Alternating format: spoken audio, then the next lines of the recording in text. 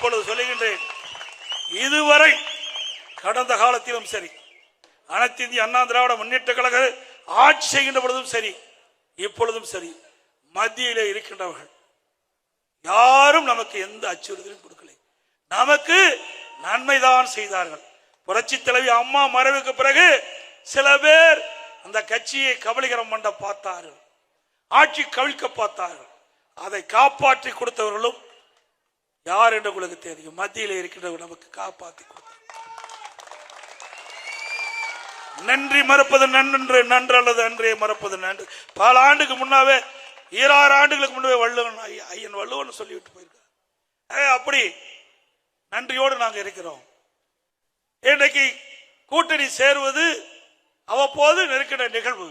தேர்தல் நேரத்திலே கட்சிகள் வெற்றி பெற வேண்டும், எதிரிகளை வீழ்த்த வேண்டும். அதுக்கு தகுந்த அரசியல்